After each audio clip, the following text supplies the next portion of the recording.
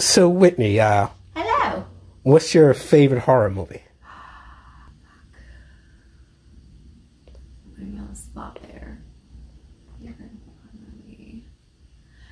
Is Nightmare Before Christmas really considered a horror movie? Not really. Because I always like Nightmare Before Christmas. It's not scary in any way, shape, or form. What about Beetlejuice? Would you consider Beetlejuice horror movie? Yeah, horror comedy, I guess. I like that, yeah.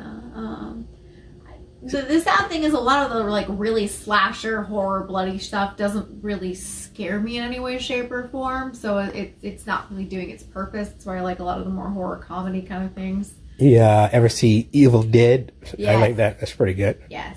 That's horror comedy. It is. So, what's your first horror movie you saw? It. Oh, that was that's a pretty rough one. Yeah, I was 7. Yeah. Yeah, that was bad news. I didn't like clowns for the rest of my life. The new one, not the second one. The second one got a little weird, but the new one was pretty well done. That's one of my favorites then too, because it lets me reminisce of being 7 and watching that. And oh, there's a new one? Huh? I didn't know there was a new one. Yeah, they redid the original It, and then they did a second one where they all come back. That was like a prequel, I think. No, it's a post. They're all the kids are grown up now, and it's 28 years. Oh, I was thinking of The Thing. Sorry, It. Is it 27 years or 28 years later that It always comes back? Whatever. I think it's either 27 or 28 years, and it's that time. So all the kids come back because they have to fight It again, and then it just gets kind of weird. Well, everybody liked the kids part the most loosely in both versions. Touche. So how do you get into fetish stuff? By accident. Well, you slipped on some lube or something? Exactly. I slipped on some lube and ended up in front of a camera. I started doing burlesque at the ripe age of 18. Oh, nice. It was more of a fetish style burlesque, though. The girls wore more like PVC, leather, latex, and did more BDSM style things versus, tassels on titties. So it was a lot more using paddles. One of the girls did fire play stuff. And we were more interactive with the crowds too. Okay. So did that around that time. A lot of people were switching from like a members website to clip content. And a lot of producers were offering like referral fees because the internet was not what it is now back in 2003. So a lot of models would basically be like use the photographers or producers as a reference, so you had the opportunity they got a kickback if you went and worked with them. So a lot of girls were like, you should work with so-and-so, you should work with so-and-so. So I, through the grapevine, worked with a bunch of different people off a referral base from girls, and just kind of never stopped 18 years later. Okay. Yeah. How has the business changed over years? For the better and the worse. The technology is a lot better. Mm-hmm. I mean, yeah, you can literally film high-end video on a phone nowadays. There's cameras that are easier to take with versus the giant fucking old school cameras. I personally think people who film on their phones are hacks, in my humble opinion. Okay. I did do that recently because I broke the LCD screen off of my camera. And I was like, shit. And thankfully I got an iPhone. I will say the one bad thing is the market has become so completely and utterly oversaturated, where I think there's too many choices for the fans looking for the content. I mean, there's all these, there's the joke of like, oh, well, you finally found what you wanted to look on Pornhub on like page 48. There's too much to choose from, and when the market becomes too oversaturated too, we all lose money in that aspect. We're losing clients, we're losing, clip orders, memberships, because everybody's just, the market's just spread out so much. I mean, that's really one of the only bad things. The laws have changed a lot over the last couple of years as of recently for the worst. Yeah. Everybody's seeing what MasterCard is basically does not want anyone using MasterCard to pay for porn. Hopefully no other credit card companies follow suit. But we didn't really have that issue back in the day. There was a regulation to have the 2257 compliance forms, which basically is stating that the model is of age. They have licenses and everything. Yeah, they're a citizen, they're of age, they're compliant, they were okay doing this, and that was really like the big, we gotta do this thing, because when I started, you just had a generic model release. That was it. Checked an ID, all right, you're over 18. That was it. You didn't even take photocopies of models' IDs or anything like that. So, as far as the more strict policies, but as it goes, one bad apple spoils the bunch. One asshole fucks up and films something inappropriately, puts it on the internet, and all the rest of us have to suffer for it. Which goes back to the point, too many people are producing content and probably shouldn't. Now, do you lose a lot of money with tube sites, you know, sharing? They're becoming better and better about taking things down, specifically because of all these credit card. That is the one good thing about all the credit card regulations going on now, is it is much harder for people to put up pirated videos now, because you need all of these credentials to prove that that video is yours. It was shot legally and consensually. So that is the one good thing coming out of it, is people really can't pirate porn that much. I mean, there's still like, what do they call those things? Like LimeWire was back in the day, and yeah, I forget what they call those. Napster. Yeah, I forget what the BitTorrent. Yeah, torrent sites. There we go. There's still torrent sites where a lot of people are sharing things, and you can still do things like private apps and stuff. But as far as like most of the tube sites, they can't get away with it anymore. Now, what's your favorite fetish? Your go-to personally? Tickling. Okay. I think tickling's fun. Receiving, giving tickling. Everybody's laughing, having a good time. Like, you're basically forced to have fun because you are laughing, you're smiling, you have a lot of adrenaline going. Okay. What's the tend to sell the most on your site? Foot fetish and more femdom, but like femdom in a sense where it's more like POV degradation. Forced cum eating, kind of jerk off instruction, things like that. Just not nice things. Very mean things. Okay, well, sometimes you switch, like, do you learn anything from going back and forth? Like, sometimes I notice you get tied up.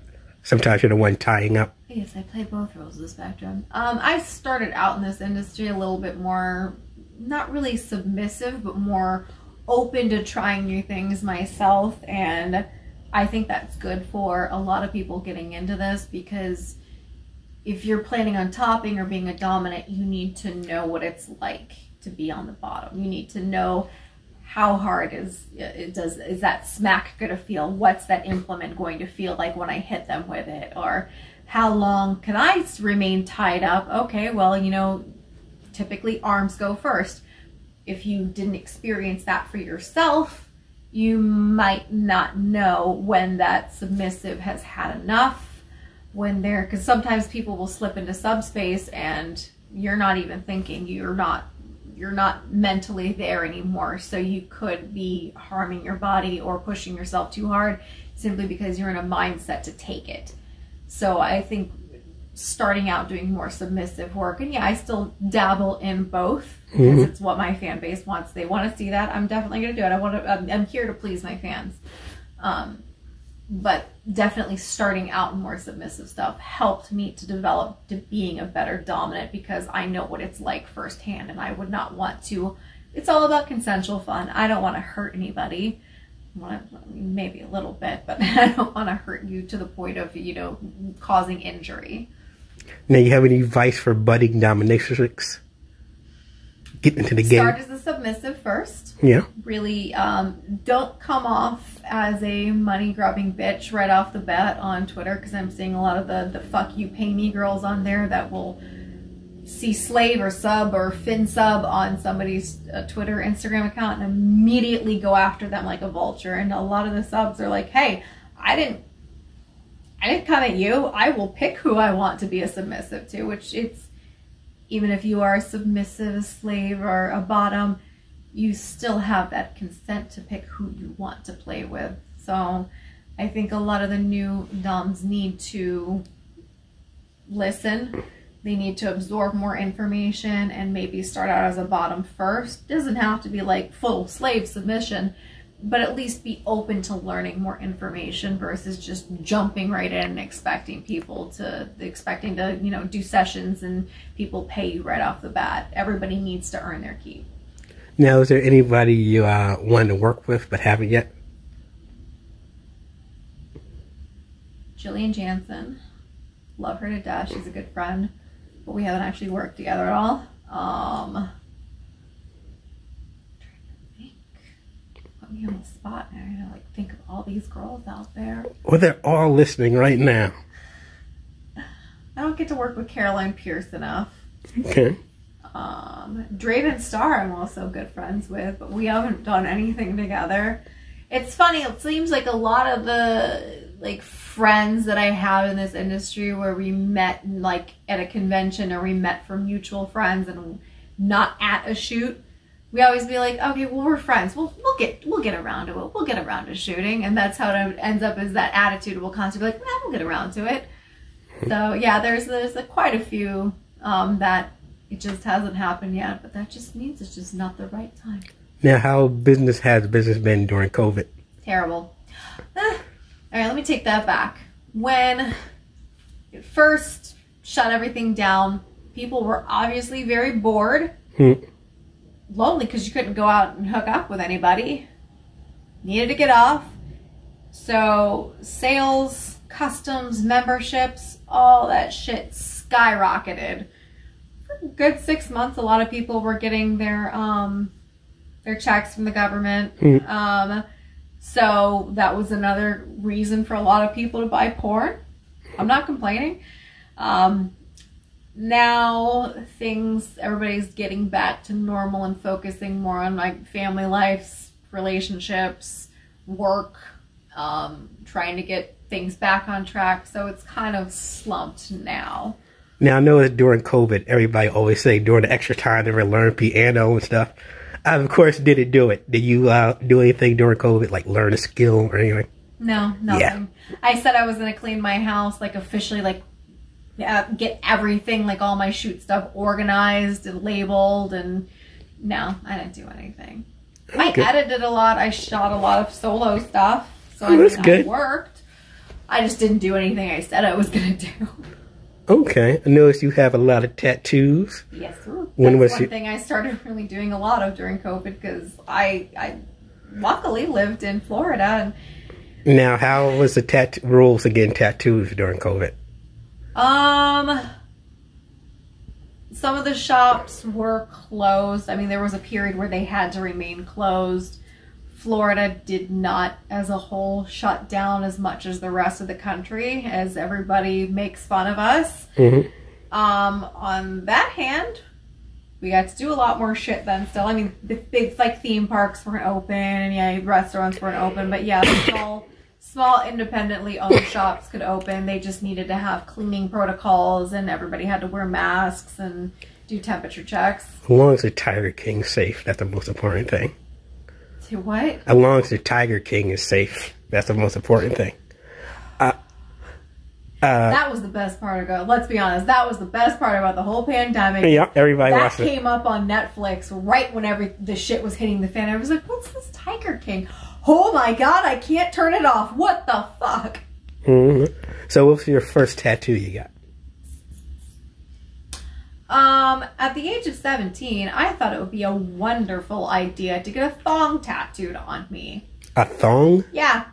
That was when all the girls are wearing their pants super duper low. We're talking like late 90s, early 2000s. Is it a tattoo near the thong or a tattoo of a thong? Tattoo of a thong. Oh, that's a terrible idea. It was a terrible idea. And then I sobered up and realized this was a huge mistake and had the guy stop before he finished all of it. So thankfully it wasn't a very huge one.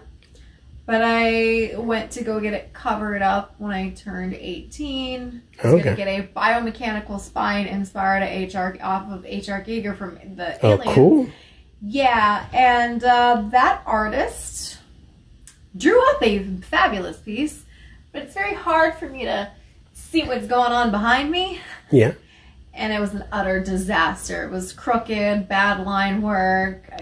a lot of people couldn't figure out what the fuck it was. So now finally got it covered up with a death's head hawk moth.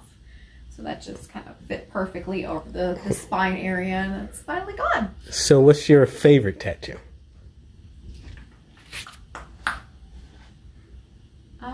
Shit. That's hard.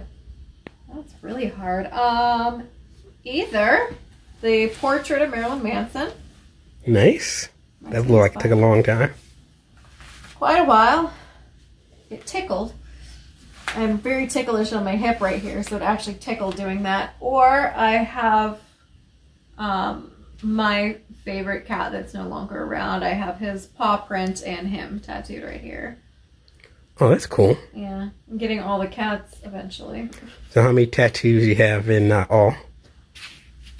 They asked me that the other day, and I'm like, I have no idea. How do you not know? It's on your body. I don't know. Because sometimes, like, they're considered, like, this is technically all one piece, but this is one, this is one, this is one. Because, like, the leg sleeve is kind of all mishmashed together. I don't know. Probably 20.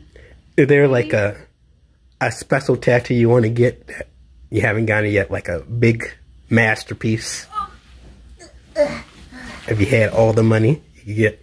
I tried, actually, getting it tattooed at Villain Arts Chicago. The convention ran simultaneously with Exotica Chicago Tattoo Convention. There is a very specific knife that Anthony Bourdain had made for him. It's a Japanese chef's knife.